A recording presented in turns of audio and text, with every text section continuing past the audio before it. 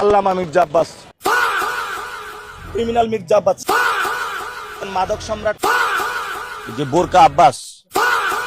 নাসিরউদ্দিন পাটোয়ারি হচ্ছে ভাই এমন একটা মানুষ যে মানুষটা নির্বাচনের আগে মানুষকে যেরকম ভাবে আনন্দ উল্লাসের মাধ্যমে নির্বাচন করেছে, নির্বাচনের আগে যেরকম ভাবে সাদাবাদ সন্ত্রাসদের গম হারাম করে দিয়েছিল, নির্বাচনের পরেও কিন্তু ঠিক এরকম ভাবেই চলছে। নির্বাচনের আগে যেরকম ভাবে মানুষদেরকে আনন্দ উল্লাসের মাধ্যমে সে নির্বাচন করেছিল, নির্বাচন যখন চলে গিয়েছে, নাসিরউদ্দিন পাটোয়ারি নির্বাচনের আগে যেরকম ভাবে একটা জনপ্রিয়তা অর্জন করেছিল, নির্বাচন হেরে যাওয়ার পরেও কিন্তু সেই জনপ্রিয়তা আগের চাইতে এখন বেশি হয়ে গিয়েছে।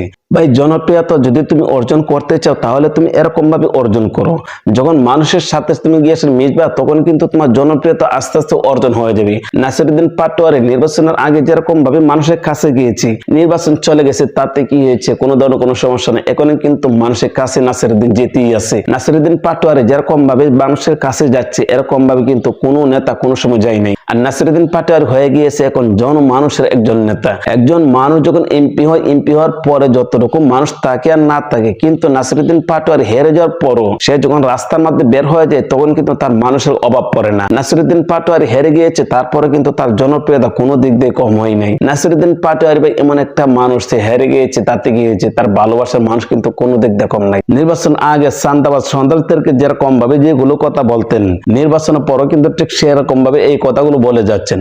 আসলে ভাই নেতা হলে এরকমই নেতা হওয়ার দরকার, যে নেতা সবসময় উচিত কথা সত্য কথা বলে যাবে, যে নেতা এরকম ভাবে উচিত কথা সত্য কথা সবসময় বলতে পারে, ওই নেতার কখনো কোনো সময় বিপদ আসে না। আর নাসিরউদ্দিন পাটোয়ারি সবসময় কিন্তু সত্য কথা বলে, সত্য কথা বলার কারণে কিন্তু তার জনপ্রিয়তা এরকম ভাবে অর্জন হয়েছে। ভাই একটা মানুষ কিন্তু একদিন দুই দিন এরকম ভাবে জনপ্রিয়তা অর্জন করতে পারে না। এই মানুষটা দীর্ঘদিন যাবৎ কিন্তু আন্দোলন সংগ্রাম করে যাচ্ছে।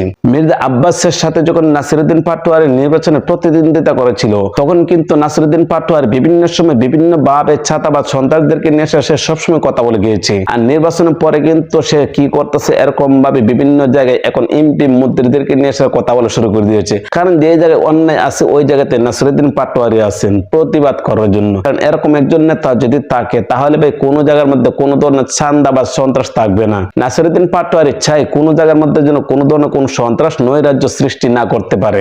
এই কারণে রমজান মাস আসার পরে সে বিভিন্ন জায়গায় যাচ্ছে, বিভিন্ন মসজিদে গিয়ে সে নামাজ পড়ছে। আর বিভিন্ন মসজিদে যখন গিয়েছে নামাজ পড়ছে ওই জায়গাতে মানুষের তাকে এনে আসে এরকম ধরনের আনন্দ করছে যে ভাই আসলে এই মানুষটা যদি সংসদে যেতে পারতো তাহলে কিন্তু মানুষের জন্য অনেকটাই উপকার হতো। কিন্তু ভাই নাসিরউদ্দিন পাটোয়ারিকে কোনোভাবে সংসদে যেতে দেই নাই। নাসিরউদ্দিন পাটোয়ারি বিজয়ী হয়েছে এই জিনিসটা আমরা প্রত্যেকটা মানুষই জানি। বিজয়ী হওয়ার পরও কিন্তু এই মানুষটাকে হারিয়ে দেওয়া হয়েছে যেন সেই মানুষটা সংসদে না যেতে পারে। সংসদে যেতে পারেনি, তাতে ভাই কি হয়েছে? তার জনপ্রিয়তা কিন্তু কোনো দিক দিয়ে কম নাই। রমজান মাস এখন বিভিন্ন মসজিদে যাচ্ছে নামাজ পড়ার জন্য, আর বিভিন্ন মসজিদে গিয়ে সে এরকম ভাবে দোয়াগুলো করছেন।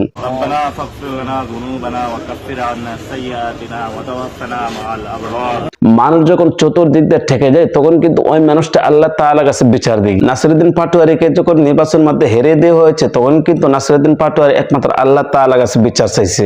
আল্লাহ তাআলার কাছে যখন বান্দা বিচার চায় তখন কিন্তু ওই দোয়া আল্লাহ তাআলা কবুল করেনি। এখন রমজান মাস উপলক্ষে নাসিরউদ্দিন পাটোয়ারি বিভিন্ন মসজিদে যাচ্ছে, বিভিন্ন মসজিদে গিয়ে সে তারাবি পড়তেছে, বিভিন্ন জায়গায় যখন তারাবি পড়তেছে তখন কিন্তু নাসিরউদ্দিন পাটোয়ারিকে নিয়ে সে মানুষে খুব সুন্দর করে আলোচনা করতেছে যে নেতা হলে এরকম একজন নেতা হওয়ার দরকার, যে নেতা হেরে যাওয়ার পরও মানুষের জনপ্রিয়তা অর্জন করতে পারে। আর নাসিরউদ্দিন পাটোয়ারি নির্বাচন আগে যেরকম ভাবে মানুষের কাছে ছিলেন, নির্বাচনের পরও ঠিক এরকম ভাবে মানুষের কাছে যাইতেছে।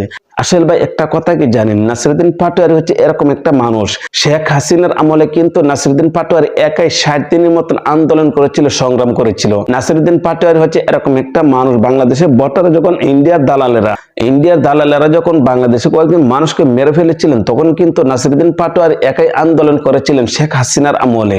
আর এই মানুষটা যখন শেখ হাসিনার আমলে আন্দোলন করেছিলেন তখন কিন্তু তাকে কি করেছে, জেল হাজতে নিয়ে গিয়েছিলেন। এই কারণে কিন্তু নাসিরউদ্দিন পাটোয়ারি বিভিন্ন সময় বিভিন্ন ধরনের কথা বলে থাকেন, একমাত্র ছাদাবাদ সন্ত্রাস এগুলোর বিরুদ্ধে কথা বলে থাকেন। সে যেন সুন্দর করে দেশটা সাজাতে চেয়েছিলেন।